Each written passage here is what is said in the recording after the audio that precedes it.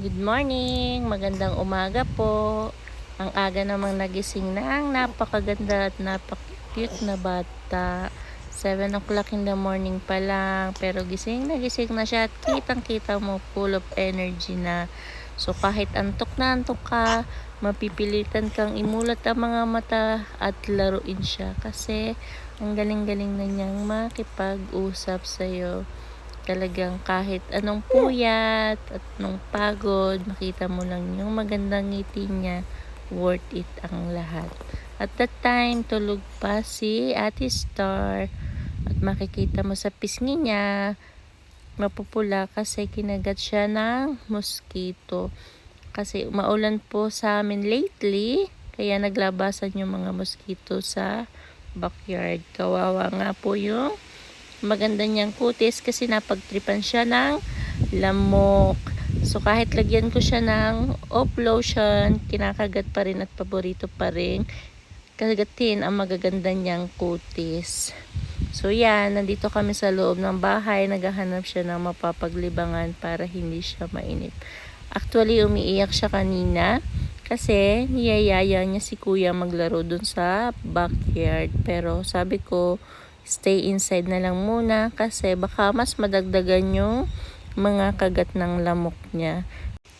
Kapag nasa loob kami ng bahay, usually ang activity yung ginagawa niya is reading a book. So binabasahan ko siya ng book and some of her book is about animals. So sometimes she knows the sounds of animals and learning. So ganyan lang para hindi siya masyadong mainip sa bahay watching TV.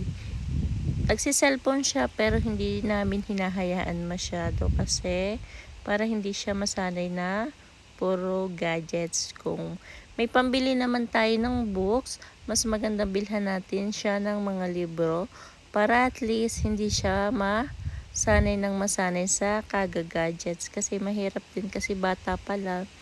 At least habang bata sila, maisip nila na ang buhay nila is hindi tumatakbo sa kaga-gadgets. Kasi yung panganay ko po, nako, ngayon ang hirap na pong awatin sa kalalaro din. Pero at least, tumutulong naman siya sa akin sa mga gawaing bahay. Talagang maaasahan ko po, lalo na kapag aalaga kay Lily at kay Star.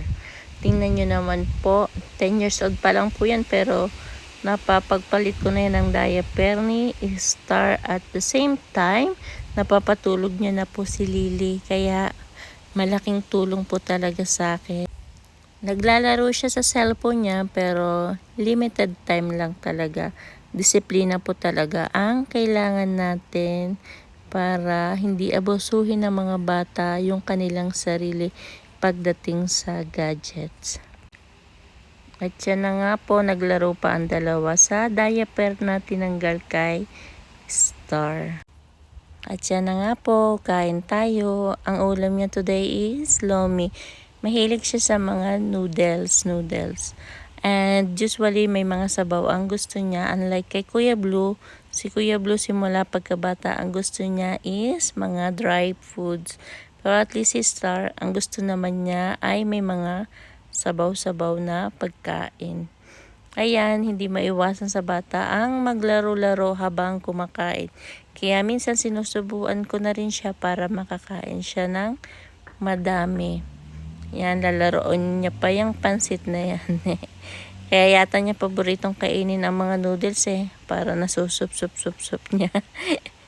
Anyways, dito na po nagtatapos ang video namin. See you next time. Bye-bye po.